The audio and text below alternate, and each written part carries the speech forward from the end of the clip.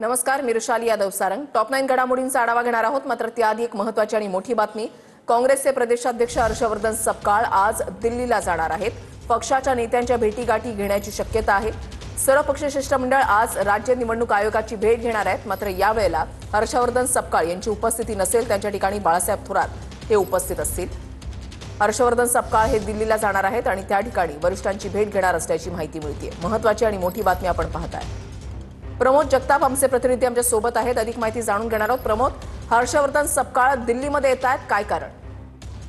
वृषाली, खरं तर 4 दिवसापूर्वी जेव्हा संजय राऊत यांनी पत्र लिहून सांगितलेलं होतं की महाविकास आघाडीचं शिष्टमंडळ आणि त्याच्यासोबत राज ठाकरे हे केंद्रीय राज्य निवडणूक आयोगाची भेट घेणार आहेत, त्या दिवशी क्लिअर होतं की सगळ्या पक्षांचे प्रमुख नेते या शिष्टमंडळामध्ये असतील। पण असं असताना काँग्रेसचे प्रदेशाध्यक्ष हर्षवर्धन सपकाळ मात्र दिल्लीमध्ये येत आहेत। दिल्लीमध्ये ते नेमकं कुठल्या नेत्यांच्या भेटीगाठी घेणार, त्यांच्या दौऱ्याचं कारण काय हे अद्याप स्पष्ट झालेलं नाहीये। पण पुढच्या काही तासांमध्ये एकीकडे महाविकास आघाडी आणि राज ठाकरे हे एकत्र निवडणूक आयोगाला भेटायला जात असताना हर्षवर्धन सपकाळ यांचा दिल्ली दौरा मात्र चर्चेत राहिल्याचं आपल्याला बघायला मिळते। वृषाली, खरं तर काँग्रेस पक्षाच्या वतीनं हर्षवर्धन सपकाळ हे उपस्थित असतील आणि त्याची संमती मिळालेली आहे असे आशय संजय राऊत यांच्या पत्रामध्ये एकीकडे दिसत होता। पण असं असताना आता बाळासाहेब थोरात जे काँग्रेसचे नेते आहेत ते मात्र या शिष्टमंडळामध्ये असणार आहेत। त्याच्यामुळे हर्षवर्धन सपकाळ यांचा दिल्ली दौरा चर्चेत राहिलेला आहे। बघावं लागणार आहे की ते दिल्लीमध्ये नेमकं कुठल्या नेत्यांच्या भेटीगाठी घेतात, त्यांची पक्षाची भूमिका काय म्हणतात हे बघणं आता महत्त्वाचं आहे। नक्कीच, धन्यवाद प्रमोद दिलेल्या सविस्तर माहितीसाठी।